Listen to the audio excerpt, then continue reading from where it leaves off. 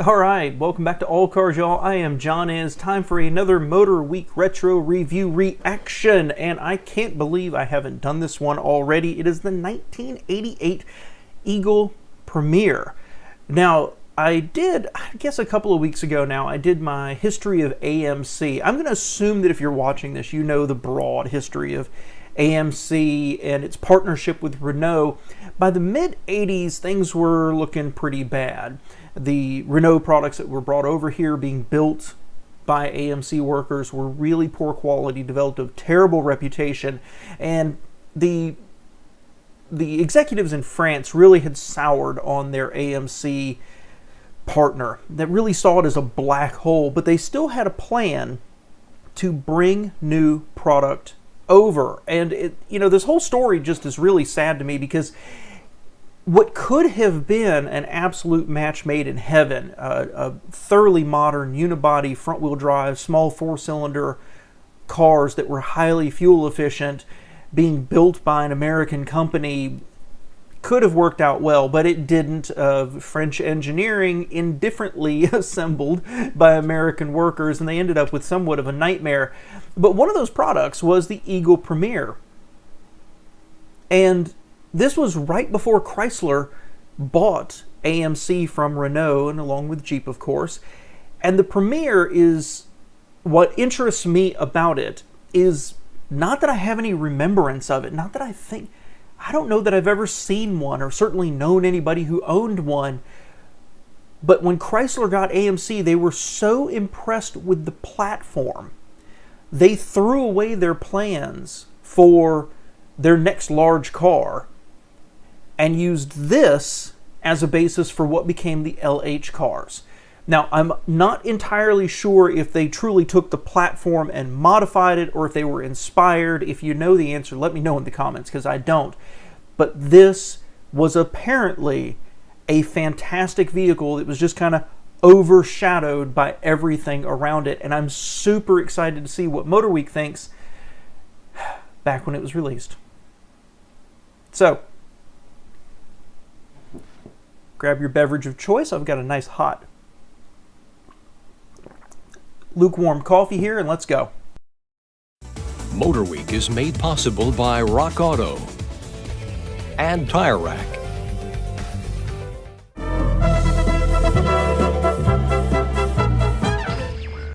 We begin our show this time with a brand new car caught up in the drama of a hasty marriage of two car companies. The car is this Renault, now to be called Eagle Premier. The design began in France, was vastly changed by American Motors here, and is among the many AMC assets now owned by Chrysler. You know, most reports call AMC's Jeep division the biggest prize of the merger with Chrysler, but future opinion may focus on this Premier. This Taurus class design and its new Canadian assembly plant are as modern as any in the world. The questions now: just how good is the Premier, and what is Chrysler planning to do with it? So let's jump in, and remembering that the Taurus came out in '86, and that actually forced GM to go back to the drawing board and delay the introduction of their GM 10 cars, the Cutlass Supreme and Buick Regal, things like that. It's hard to believe that AMC, and this is after the Chrysler merger, they've said, modified it and left this. I mean, that looks for all the world like an early 80s Nissan design. Very squared off, very vertical, just very uninspired. And so if you're in a world where you're looking at the Taurus and you're thinking, well, I want something in the same size category, this is uninspiring. Now, I believe the glass is always half full. This is distinguished.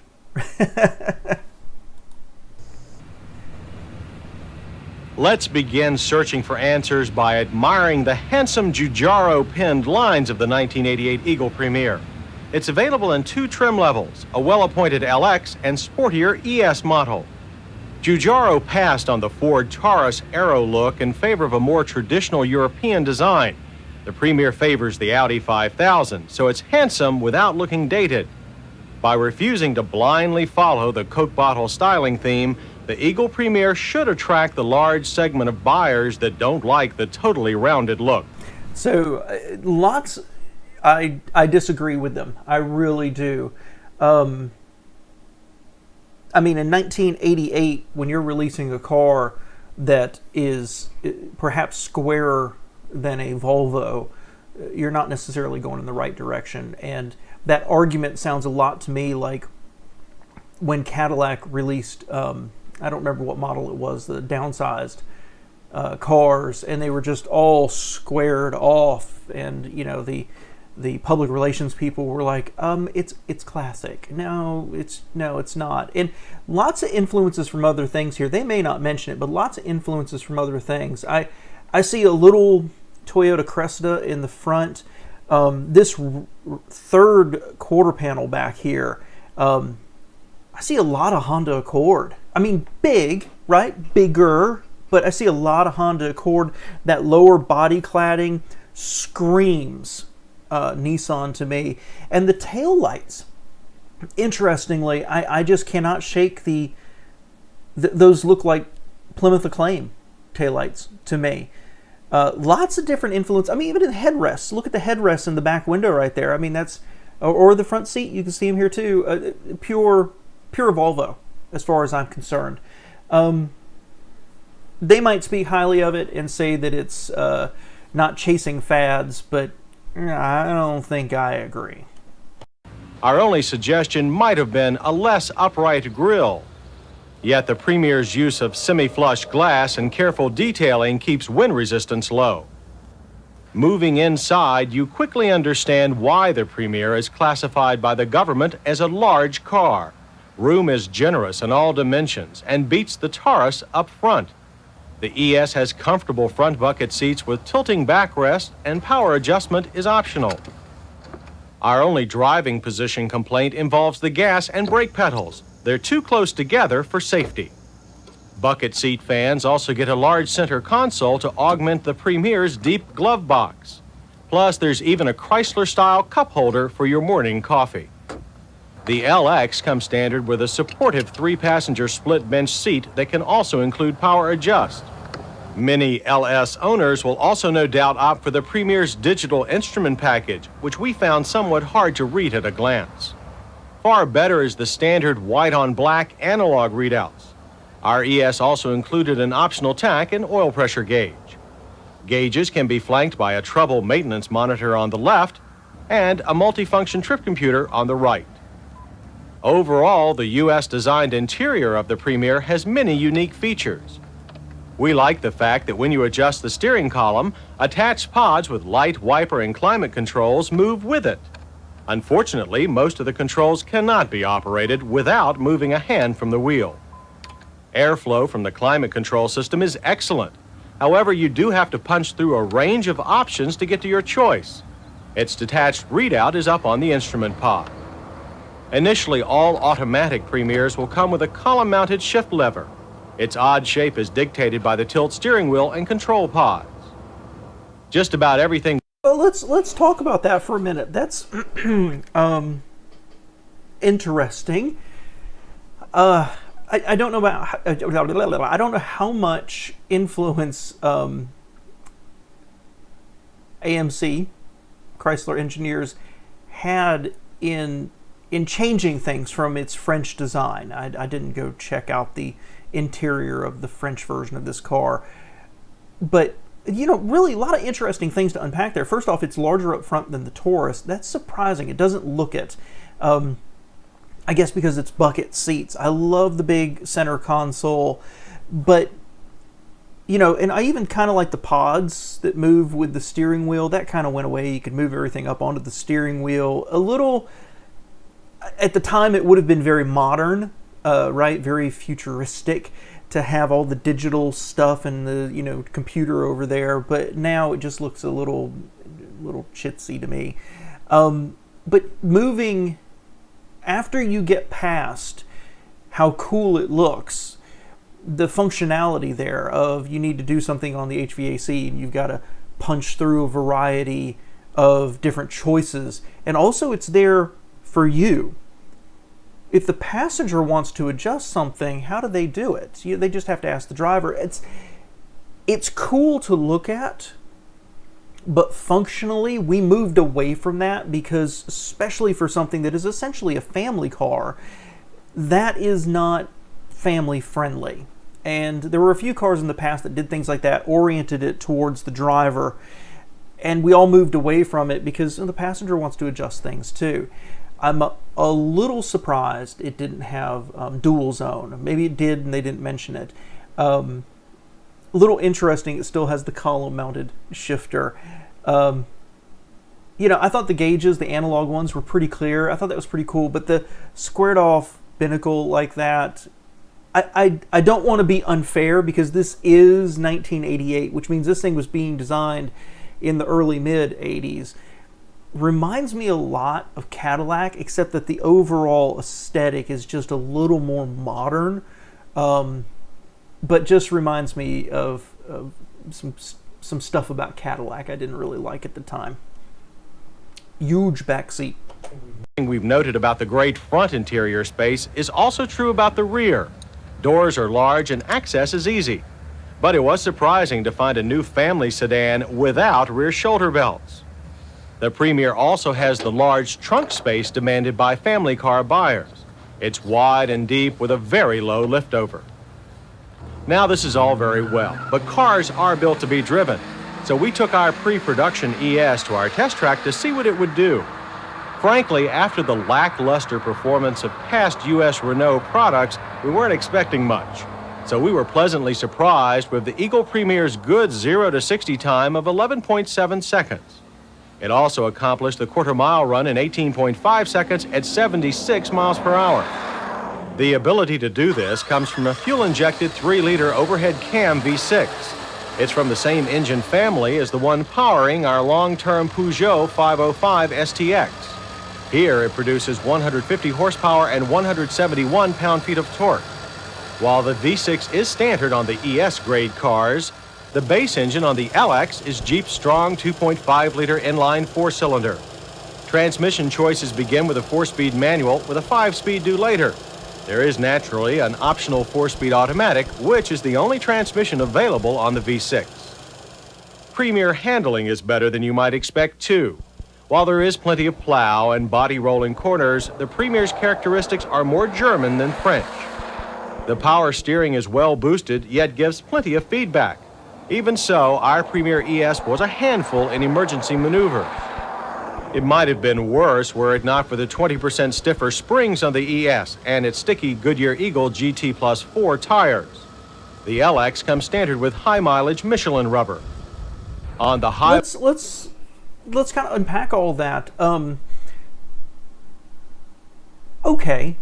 I mean, I guess my overwhelming feeling from the numbers and from the way they're presenting it is competent. Maybe if you're buying a large family sedan, that's all you're really looking for here. They're not trying to produce a Maserati. But that 0 to 60 time is okay, and the speed through the quarter mile is okay. They didn't do braking. Interesting. The slalom was okay. I mean, they said a lot of body lean and plowing, but it's a front-wheel drive car with a big V6 up front, and just competence. I guess that's okay. Highway, the Premier is a superb long-distance cruiser. Ride is smooth, but without any floating sensation. EPA fuel economy ratings on the V6 are expected to be 17 city and 26 highway, so our test result of 21 seems right on target. All models come with vented disc brakes in front and drums in the rear, but we found brakes to be our single biggest disappointment with the Premier. Stopping distances were good at only 114 feet from 55. But modulation is poor, and it's easy to lock up the rear wheels. We're told anti-lock is a future Premier option. So, for some reason, on an auto channel, I end up talking about the braking all the time on these retro review reactions. And there was another one I did where the stopping distance was very long, but not dramatic at all. This is dramatic, but relatively short. Back in the day, time to open up to y'all, I was opposed to anti-lock brakes. I really was, because it's like all these driver aids, right? You see, especially with the shocks that can tighten up, or you can set the settings on. And to me, it always felt like manufacturers were coming up with gimmicks so they didn't have to invest in really engineering it better. And this braking result kind of feels like that to me. Why is that one tire locking up? Surely there's a way to engineer around that, but what they're going to do is they're going to put anti-lock on it. I've changed my opinion about anti-lock, okay? I'm not rooted back in the 70s, but that just kind of bothers me a little bit here. Maybe I'm just ornery today. And in our safety check, the Premier's absence of anti-lock, along with no front passive restraints or rear shoulder belts, is unfortunate. Indeed, sloppy braking performance is the top item on our list of Premier misses, followed by lesser things such as poor pedal placement and fussy-to-operate climate controls. But this must be weighed against a long list of hits that include its handsome styling, generally clever interior design, generous passenger room, highly usable trunk, and good front-drive V6 performance. As for Premier competition, Ford's Taurus has better braking performance, plus a solid, well-established reputation. On the other hand, the Audi 5000S handles far better, but is much more expensive than Premiers that should range in price between $11,000 and $16,000. So, how good is the Premier? Well, in our opinion, it's very good, with as much going for it as any car in its class. With a sportier two-door coupe to follow, the Premier should carve itself a respectable share of the market. American Motors' last product was one of its best. As for Chrysler, it sees a strong future for the Eagle Premier.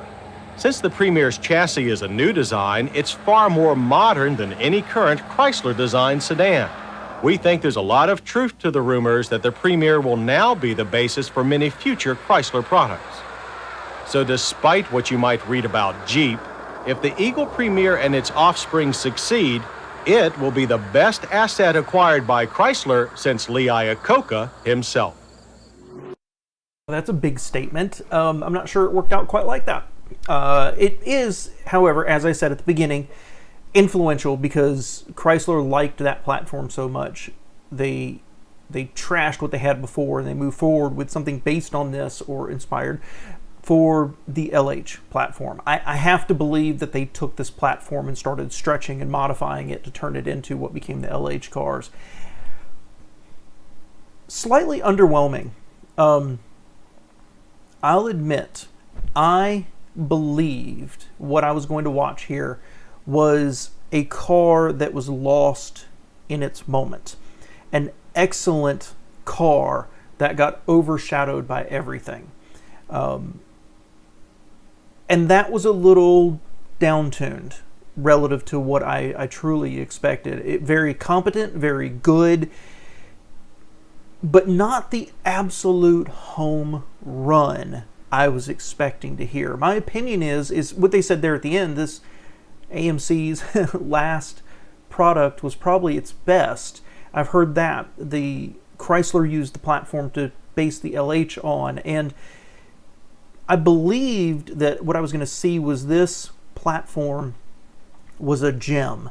One of the best of the moment. Better than the Taurus, more affordable than the Audi, great handling, Germanic, and just everything wrapped in a, what I think, I don't care what they say, a very boring package that just kind of got lost because it wasn't an AMC, it wasn't a Renault, it became an Eagle, but nobody knew what an Eagle was as a brand other than the Eagle four-wheel drive station wagon that they were selling at the time.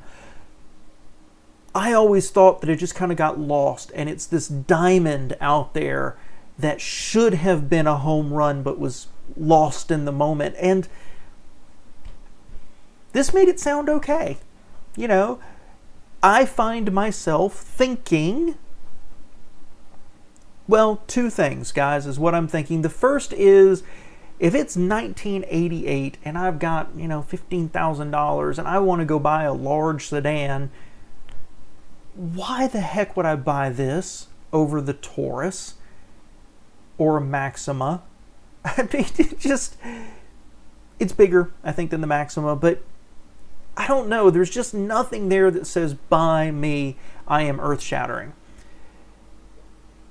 I don't know. I think I'm going to stop there because I'm a little disappointed, and I really thought that I'd be blown away. But the other side of this is I'm fascinated by this car. I really am, to an unhealthy degree, almost as much as the K cars, actually, because it could have been that home run, but it just wasn't. And I would love a chance to drive one, especially back-to-back with a Taurus, and see how it really compared. Thanks for watching, guys. If you have any experience with this car, let me know below, because, again, I don't remember ever seeing one, and I certainly don't know anybody who ever owned one, and they've just kind of disappeared. So if you have any memories, please share them with us below. Thanks.